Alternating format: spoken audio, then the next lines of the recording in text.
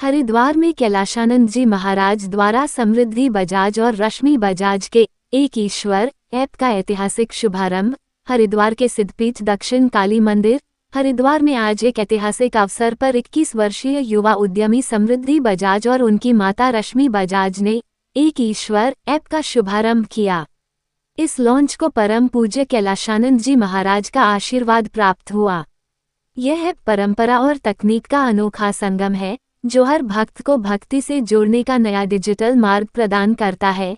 एक ईश्वर ऐप की खासियत फिजिकल और वर्चुअल दर्शन की बुकिंग, लाइव आरती और पूजा स्ट्रीमिंग, प्रसाद और पूजा सामग्री की होम डिलीवरी, पंचांग और राशिफल, भजन और भक्ति संगीत, भक्ति से जुड़ा ई कॉमर्स प्लेटफॉर्म। समृद्धि बजाज ने कहा, आज के युवाओं के लिए तकनीक जीवन का हिस्सा है।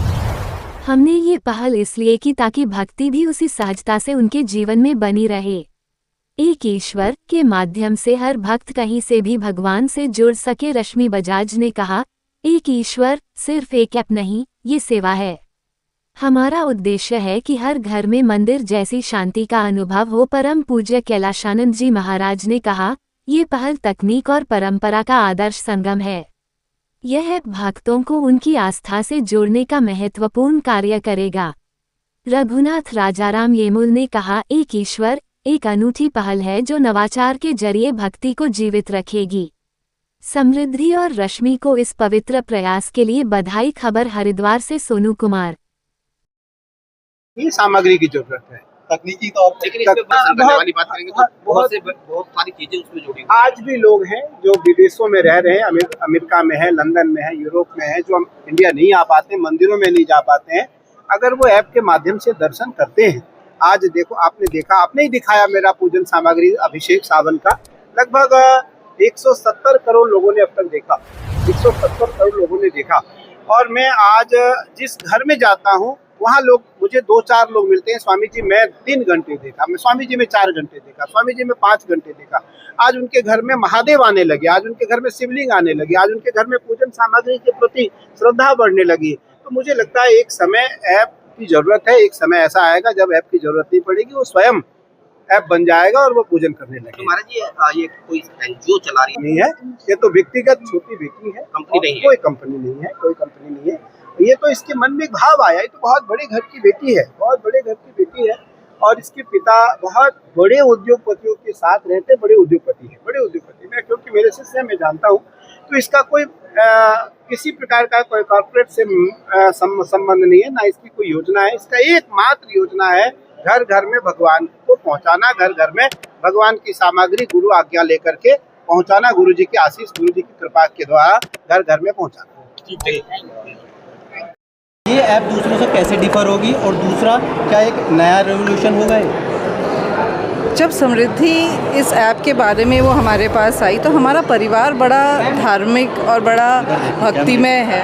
तो हमने सोचा कि हमें जितने भी हमारे सनातन धर्म के लोग हैं, जो सिर्फ हिंदुस्तान में ही नहीं, जो पूरे विश्व में है, तो क्या ये ऐप वो माला बन सकती है जो सबको एक ही जगह पिरो दे। तो हमने सोचा कि हम एक ऐसा ऐप बनाएं जहाँ पे जितने भक्त हैं, जितने श्रद्धालु हैं, और उनको ही ध्यान में रखते हुए हमने ये ऐप बनाया है कि वो अगर मंदिर भी आ रहे हैं तो किसी मंदिर का सिग्निफिकेंस हुआ, हिस्ट्री हुई, वहाँ का पूजन करने की पूजन कैसे किया जाता है वो समझे, और एक सरल और एक सुगम तरीके से वो अपनी पूजा कर पाएँ।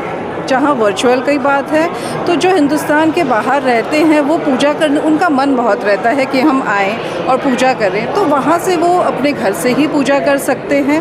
और इससे क्या होगा कि मंदिर के आसपास भी जितनी दुकानें हैं, हम उनका भी सामान अपने ऐप में रख रहे हैं, ताकि वो सारे सामान सिर्फ हिंदुस्तान में ही नहीं, विश्व में सबको मिल पाए। और हम एक मिसपरसेप्शन ये है कि अगर हम वर्चुअली जाते हैं, फिजिकल पूजा भी रखी है, आप मंदिर मंदिर में जाएं, वहाँ पे आप ये पूजा कर सकते हैं और पूजा की सारी सामग्री भी हम ही आपको देंगे शुद्ध तरीके से, और उस पूजन की विधि भी पंडित जी आपको समझाएंगे और आप पंडित जी के साथ पूजा मंदिर में कर सकते हैं। जैसे स्लॉट बुक होते हैं इस ऐप में, क्या किस तरह जी, से? ऐप में जब जाएंगे तो वहाँ आप अपनी बुकिंग कर सकते हैं। एक QR जनरेट होता है मंदिर के, वहाँ पे हमारे वहाँ पे एक सारथी होगा जिसको हमने एक ईश्वर सारथी का नाम दिया है। वो आप वहाँ जाएंगे, जाके वो आपको गाइड करेगा, आपकी पूजा भी करवाएगा और पंडित जी के साथ आपको प्रसाद का भी, और वहाँ के सारे मंदिर की चीज़ें भी बताएगा कि गर्भगृह में जैसे भगवान हैं तो उनकी पूजा, गर्भगृह के बाहर जो हमारे इतने सारे और मंदिर होते हैं,